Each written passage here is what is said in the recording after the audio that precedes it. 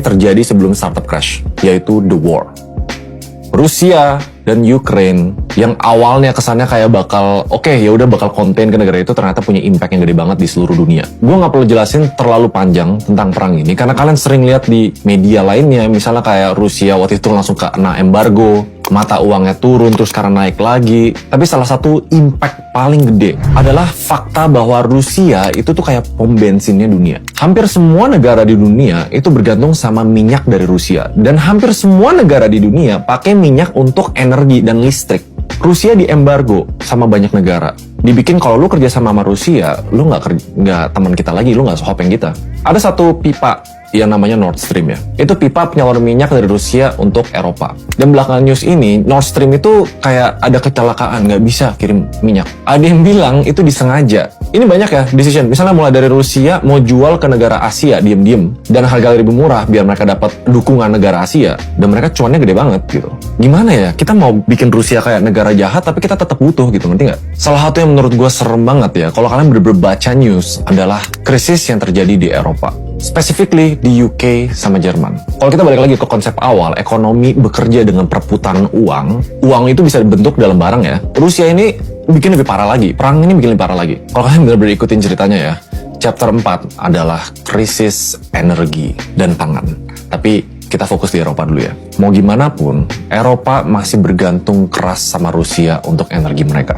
Yang bikin serem banget kalau kalian bener-bener baca news sekarang ya, krisis di sana itu nggak sesepele yang kalian kira. Kalau udah sampai kena efek pangan, ada sampai news orang susah makan, ada sampai news naik tagihan listrik yang luar biasa gede yang bikin mereka nggak bisa keluarin duit buat yang lain. Ditambah fakta di Eropa itu mereka lagi di musim autumn, yang bentar lagi musim winter. Energi itu dibutuhin banget, pemanas dan lain-lain. Jangan lupa ya, kalau kita misalnya ngebahas di satu chapter, itu tuh compounding dari chapter-chapter sebelumnya. Karena inflasinya belum beres, karena tightening-nya makin parah, pandemi juga belum beres. Jadi anggap semua cerita yang ditambahin yang gue cerita dari awal sampai akhir itu tuh kayak numpuk, bukan artinya udah beres terus selesai ke cerita lain. Krisis energi yang terjadi di Eropa itu tuh masalahnya bakal berdampak ke hampir semua negara ya. Nggak ada negara di dunia ini yang kayak Eropa doang, Rusia doang, US doang gitu. Sesimpel kenapa kita bahas US dari awal, karena US itu ekonomi salah satu yang terkuat di dunia. Dan emerging country kayak di Asia, Indonesia itu tuh selalu bakal ngikutin, walaupun belum tentu dampak langsung. Nah, tapi chapter 4 ini sebenarnya kita lebih ngomongin ke implikasi global terhadap Eropa sendiri ya. Walaupun ada beberapa ya, kalau misalnya simple Indonesia harga BBM semua naik. Pertamina bikin statement bahwa mereka harus kompetitif. Jadi mereka naikin harganya, subsidi negara juga dikurangin. Kalian tau nggak? Harusnya tuh kalian bayar BBM jauh lebih mahal daripada sekarang tuh udah dari kapan. Tapi Indonesia terus subsidi sampai APBN-nya bengkak, baru sekarang kayak mulai dikurangin. Cuma sebenarnya kayak gini ya, kalau kalian ngerasa sekarang udah parah, dari semua ekonomis di dunia, banyak yang bilang sebenarnya ujungnya bukan di sini. Bukan di inflasi BBM, bukan di inflasi mana, bukan di crash market stock, bukan di crash market mana, karena itu tuh cuma implikasinya. Menurut gue yang ujung-ujungnya bakal bikin ini serem di tahun ini sama 2023 adalah krisis yang paling terakhir, yang semua orang bilang puncak dari sebuah resesi kalau misalnya market ini crash, yaitu the housing crash. Chapter terakhir yang menurut gue bakal jadi endgame, dan gue jelasin secara simpel kenapa housing crisis will be the endgame of the global economy. Kita nggak usah muluk-muluk ngomongin tentang prediksi masa depan, kita ngomongnya masa lalu dulu. Karena harus tahu kasusnya Evergrande. Dia itu salah satu real estate atau property developer terbesar di Cina. Bener-bener gede banget. Tapi mereka punya utang yang luar biasa gede juga, 300 miliar dolar utangnya. Ada yang bilang itu kayak skema Ponzi. Mereka tuh utangnya segede gitu dan mereka pakai uang investor baru buat nutupin investor lama, buat nutupin investor baru. Itu kan Ponzi kan sifatnya kayak gitu. Akhirnya di saat mereka collapse, penurunan dari penjualan properti di Cina itu tajam banget. Krisisnya tuh bukan cuma krisis properti ya. Banyak analis bilang ini namanya krisis confidence. Orang jadi nggak percaya lagi di properti. Dan kalau segede itu terjadi di Cina, mereka pusat dari segitu banyak manufacturing untuk seluruh dunia, impact-nya adalah confidence ke seluruh dunia.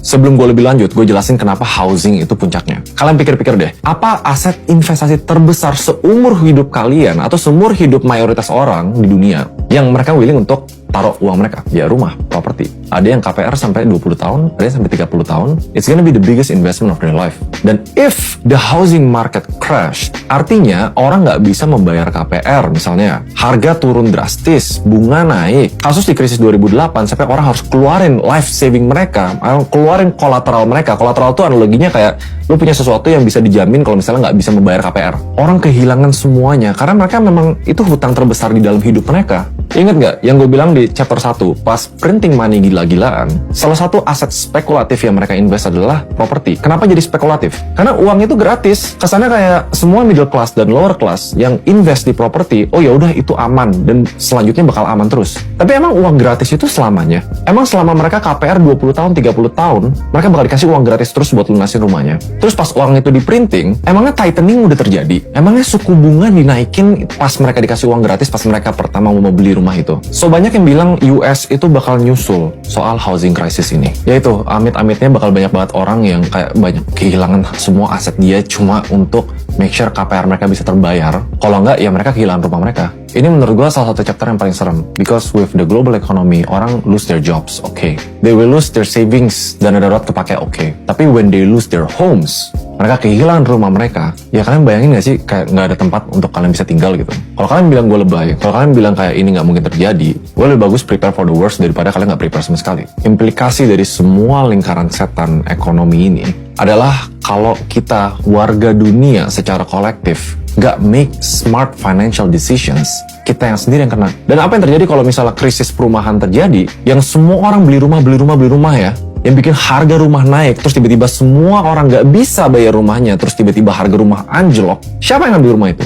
Orang kaya. Kelas menengah sama kelas bawah bakal kehilangan segalanya, dibanding orang kaya tuh bakal lebih kaya lagi. Kenapa? Mereka bakal beli harga rumah itu dengan diskon. Mereka bakal beli semua aset-aset, mau saham, mau kripto, yang orang mau nggak mau harus cut loss demi hidup mereka. Dan orang kaya yang dapat diskonnya. So ujung-ujung dari video yang menurut gue salah satu yang paling panjang yang pernah gue bikin adalah untuk sesimpel mungkin biar kalian ngerti kondisi global, nggak pakai cincong terlalu banyak data atau statistik, biar kalian ngerti konsepnya. Tujuannya satu, biar kalian bisa prepare. Biar kita kalau terjadi atau nggak terjadi, nggak bakal jadi miskin kalau misalnya semua ini crash. Dan gue salah satu yang lumayan worry banget di 2023, mungkin kalau domino terjatuh, toh bisnis bakal semua kena. Semua per aset bakal kena, jobs will be lost, orang bakal banyak banget struggling. Untuk nge-wrap up video ini, dan posisi Indonesia di mana? Kalian yang nonton video ini pasti banyak kan tinggal di Indonesia. The very good news out of this is sebenarnya Indonesia salah satu negara yang paling resilient dibanding negara lain. Kalian lihat mata uang dolar sekarang. Kesana kayak dolar naik banget, 15.300 per gue syuting video ini. Tapi kalau dibandingin sama negara lain, Indonesia salah satu yang paling resilient. Naikin suku bunga, gue juga kaget naik gitu, tapi naiknya nggak gede-gede banget. Inflasi, core inflation, dan pertumbuhan ekonomi, Indonesia salah satu yang kuat. Tapi jangan jadiin kayak, oh Indonesia nggak bakal kena. Alasan untuk kalian, ya udah deh, gue nggak usah siapin dana darurat, ya udah gue nggak usah kayak hemat-hemat, gue nggak usah jaga-jaga punya side hustle. Itu menurut gue bakal jadi kesalahan terbesar di hidup kalian. Ada pepatah, mendingan lu latihan mati-matian siap-siap jadi warrior yang ujung-ujungnya di tengah garden, dibanding lu jadi gardener di tengah-tengah perang. Awal gue mau kasih kayak tips apa yang harus gue lakuin di video ini. Dan titik terangnya bukan cuma defense, bukan cuma gimana cara nggak miskin, tapi gimana cara jadi kaya di 2023. Biar lebih concise isinya, biar lebih banyak materi yang bisa dibawain, kayaknya gue bakal decide untuk bikin di video selanjutnya. Tapi kalau kalian nonton video ini, at least kalian tahu apa yang harus diperhatiin, apa yang mungkin terjadi. Tapi again, gue sebagai pengamat ekonomi dunia, I'm not an economist. Kalau misalnya kalian ngerasa gue ada yang salah, atau gue salah jelasin konsep-konsep ekonomi, kalian tulis aja di bawah. Tapi it's a very clear message buat teman-teman, you guys really need to prepare sih.